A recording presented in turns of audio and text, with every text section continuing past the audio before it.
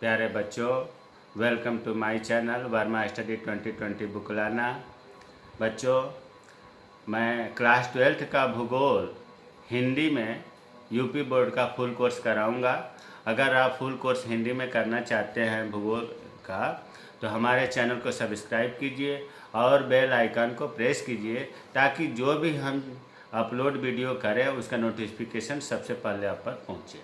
हम लोग जो है चैप्टर 8 का लेक्चर 30वां आज पढ़ेंगे। कल हम लोग पढ़े थे ट्रांस साइबेरियन रेलवे मार्ग। आज जो है हम लोग पढ़ेंगे कैनेडियन पैसिफिक रेलवे। इससे पहले मैं ये बता दूं विश्व के प्रमुख रेल मार्गों के नाम। तो देखो, ट्रांस साइबेरियन रेल मार्ग जो कल के लेक्चर में बताया जा चुका है, विश्व का सबसे रेल मार्ग है जो रूस में स्थित था। दूसरे नंबर पर है कैनेडियन पैसिफिक रेलवे, जो आज हम लोग पढ़ेंगे। तीसरा है कैनेडियन नेशनल रेलवे। चौथा union and central Pacific railway. पांचवा ओरिएंट एक्सप्रेस रेलवे। छठवा केप काहिरा रेलवे। तो आज जो है कैनेडियन पैसिफिक रेलवे, इसको पार कैनेडियन रेल मार्ग भी कहते हैं। ऐसा ना हो कि पैसिफिक की जगह पर पार आ जाए तो आप सोचने लगे कि ये तो हमने पढ़ा ही नहीं है। कैनेडियन पैसिफिक रेलवे, देखो, जैसे ट्रांस साइबेरियन रेलवे मार्ग रूस में है, वैसे ही कैनेडियन पैसिफिक रेलवे कनाडा में है, और ये विश्व का दूसरे नंबर का रेल मार्ग है। तो अगर इसकी हम विशेषताओं की बात करें, मुख्य मुख्य बातें क्या हैं, तो अभी हमने बताया कि यह विश्व का दूसरा बड़ा महाद्वीपीय रेल मार्ग है। महाद्वीपीय रेल मार्ग है। क्लियर हो गया। दूसरा, ये जो है, ये मतलब कैनेडियन पैसिफिक रेलवे मार्ग, ये 1885 में 85 में बनकर तैयार हुआ। तीसरी विशेषता, इसकी लंबाई जो है 5600 किलोमीटर है, 5600 किलोमीटर, जबकि कल ट्रांस साइबेरियन रेलवे मार्ग का 8700 किलोमीटर बताया गया था। इसकी और विशेषता, कनाडा की सबसे बड़ी रेल मार्ग है। विश्व के तो दूसरे नंबर पर है, लेकिन कनाडा की अगर बात करें तो कनाडा की सबसे बड़ी, मतलब सर्वप्रमुख भी कह सकते हैं, ये रेलवे है। ये इसकी मेन विशेषता हुआ। अब हम जो है इसके दिखाने के लिए रेल मार्ग बना दिया। रेल मार्ग को इम्तहान में आप कच्ची पेंसिल से चित्र बनाएंगे और रेल मार्ग को इस तरह से संकेत से दिखाते हैं। इधर आपको मैं बता ही दिया था कि इस साइड में पूरब है, इस साइड में पश्चिम है, इस साइड में नॉर्थ उत्तर है, इस साइड में साउथ दक्षिण है। इसका मतलब कि ये छोर जो है पूरब का है और ये छोर पश्चिम का है। अब जो है अगर हम इसकी बात करें कि कहाँ इसका लास्ट क्या है, कैनेडियन पैसिफिक रेलवे मार्ग कहाँ से कहाँ तक है, तो इस पूर्वी छोर पर जो स्थित है उसको कहते हैं सेंट जॉन बंदरगाह। बंदरगाह भी है और नगर भी है। और इधर इस साइड में पश्चिम क्षेत्र पर जो है उसका नाम है वैंकूवर बंदरगाह। यहाँ की मैं बता दूं, ये अंतर महाद्वीपीय नहीं है, ये महाद्वीप मतलब एक ही महाद्वीप में है ये। अब जो है, अब आपको क्लियर हो गया कि कैनेडियन पैसिफिक रेलवे मार्ग जो है वैंकूवर बंदरगाह से सेंट जॉन बंदरगाह तक स्थित है। और देखो, ये बंदरगाह है तो फिर वही बात आती है कि यहाँ जरूर कोई न कोई सागर या महासागर होगा। तो यहाँ जो महासागर है उसका नाम है अंध महासागर। अंध महासागर, इसी को कहा जाता है अटलांटिक महासागर। ऐसा ना हो कि अंध याद करें अटलांटिक से कंफ्यूजन में हो जाए। अंध महासागर या अटलांटिक महासागर के किनारे ही सेंट जॉन बंदरगाह स्थित है। अब आते हैं वैंकूवर बंदरगाह। ये जो है प्रशांत महासागर के किनारे स्थित है। सबसे बड़ा महासागर अगर है तो प्रशांत महासागर है। इसके किनारे वैंकूवर बंदरगाह स्थित है।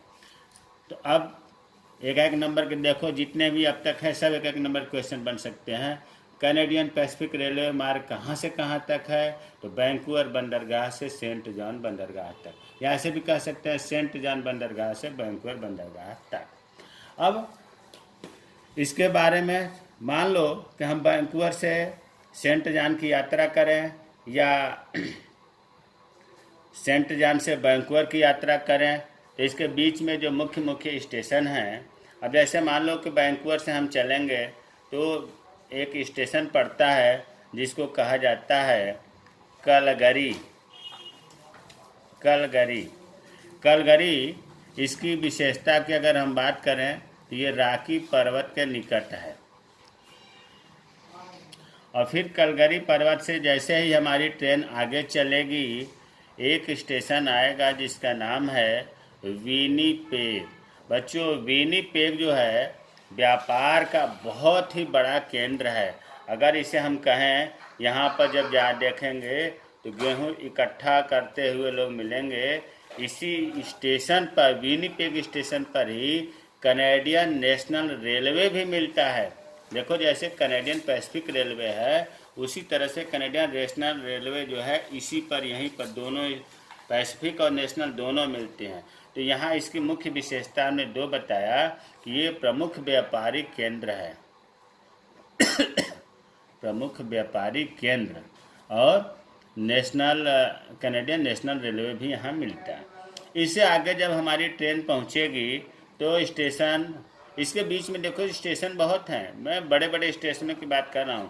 पोर्ट आर्थर नगर, पोर्ट आर्थर नगर, यहाँ पर आप देखेंगे कि खनिज पदार्थों का, खनिज पदार्थ यहाँ मिलता है ज़्यादा पोर्ट आर्थर नगर में, खुदाई करते हुए मिलेंगे।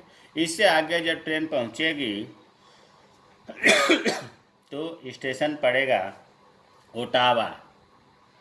ओटावा, ओटावा का आसपास लकड़ी का प्रमुख व्यापार, यहाँ पर लिख दे रहा हूँ, लकड़ी का, कागज़ का कारखाने दिखाई देंगे आपको। मतलब लकड़ी और कागज़ के व्यापारिक प्रमुख केंद्र है ओटावा। इससे आगे स्टेशन जब पड़ेगा बड़ा सा, वो होता है मॉन्ट्रियल।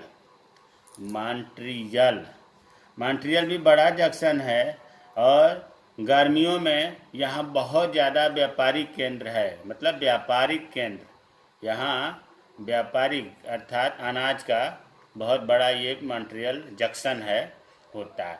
इसके बाद हमारी ट्रेन जो है सेंट जॉन बंदरगाह पर पहुँच जाती है, जो कैनेडियन पैसिफिक रेलवे मार्ग का अंतिम स्टेशन है।